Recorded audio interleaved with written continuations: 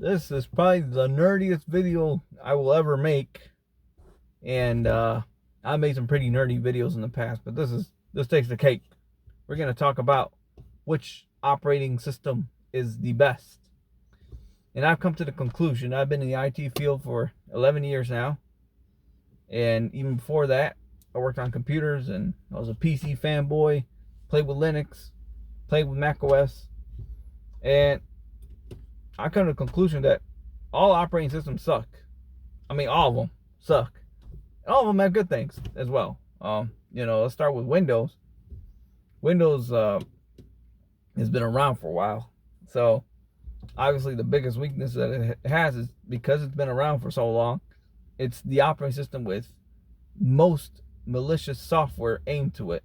Because so many people use it. There are so many viruses out there built for Windows, and you constantly have to be updating the operating system to make sure it patches up every vulnerability. You're behind a couple days when a patch is released. It's like, oh, you got to be careful. And yes, they've improved. They've become stronger. They've made the operating system a bit more bulkier, more resistant towards viruses and other attacks. Because back then, man, you just browse the internet and you download malicious software even without you knowing it. And on top of that, the operating system used to slow down tremendously but nowadays, since Windows 7, you have the disk defragmentation, and that helps the performance a bit, but some of its biggest strengths are also some of its biggest weaknesses. Let's say you have a desktop or a laptop that you've been using for about a couple years, and it's running slow, and memory wise you're okay, hardware is okay. Guess what? I'll just reinstall the operating system, or I'll have someone reinstall the operating system, and your system's good for another 2 years, or maybe another 6 years. I've had laptop systems running 7-8 years. Just reinstall the operating system. It's running nice, not bad. So that's the cool thing about Windows. Windows also, you can get on the registry and start playing around with stuff. You can break things too, but yeah, that's the nice thing. You can really get into the operating system, and you can't really customize it. It's more of it's a closed operating system, but you can make a few changes here. Really configure it. It's a very tech friendly operating system because of that, and you can install it on almost any laptop out there today. So that's the cool thing about Windows. And obviously because it's been around for so long, you have a huge software library. Now I know that Android's catching up to that because there's so many apps on Android.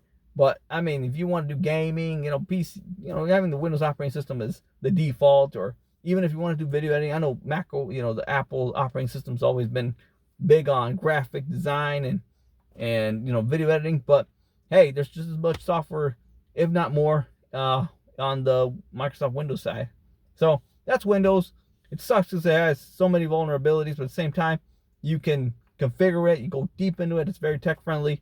So that's why I love it and I use it. Now we got Mac OS X, which is the competition to Microsoft Windows. A very good looking operating system, very artistic, has a good software library suite, very nice. But problem with this operating system is you can only install it, or you can only have it installed on an Apple computer, a computer made by Apple. You can't install it on a Lenovo, can't install it on HP. You want to run Mac OS, you have to buy an Apple computer, and that could be very irritating, especially for folks in the IT field. On top of that, historically speaking, they haven't been the best at networking or connecting to a domain type environment. If you want to run a local network, you kind of just have to have Apple computers, and I don't even know if they have their own server operating system, to be honest. I'll have to look that up.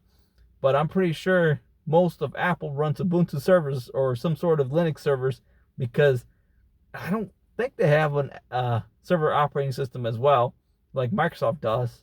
So, very, very nice looking operating system, very secure, very bulky, very resistant to any type of malicious software. There are viruses out there for the Mac. For the longest time, their claim to fame was you can't get a virus on a Mac. Obviously, that's not the case today.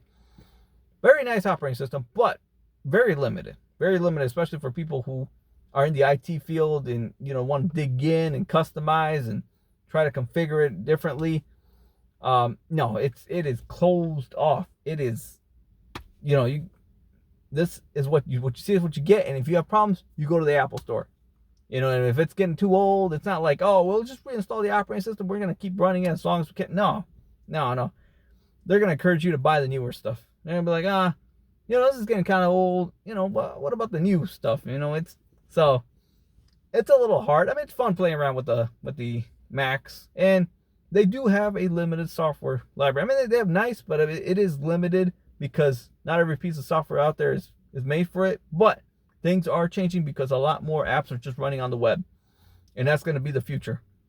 Days are passing where you just download a piece of software, you install it on a computer, and you run it there. Most stuff is running on the web now. So that's Mac OS. And the third OS, which is just Linux, it's a little complicated to talk about it because you have different distributions. You have Ubuntu, you have Mint, you name it, man. There are so many different distributions, which are like flavors on top of the Linux operating system. Linux operating system has been praised by many people who are in the IT field. They love it. They're excellent for servers. Most servers today, up to this day, that run the internet are running Linux. So it is an excellent server operating system. It can be a desktop operating system, workstation operating system, laptop operating system. The Android phone that I'm running is it runs Linux. So the Android is sort of like their customization of the Linux operating system. And Android has an excellent software library. The problem with Linux is it is not the most user-friendly operating system. Even Ubuntu, I know people are like, oh, just download Ubuntu, play with it. It is not one of those things where, folks are used to using Office, running their software, and installing software from the internet. It's like, oh, you want to install software, the best way is use the terminal or use the store from Ubuntu or whatever flavor you choose. And it's just the feel of it. Like, I can't even explain it, but it's just one of those things that you don't just get on there and start playing with it. But I mean, if you're an IT guy and you like to customize your operating system, it is awesome because it is so open. You can read how it's made. That's why it's called open source. It's pretty amazing.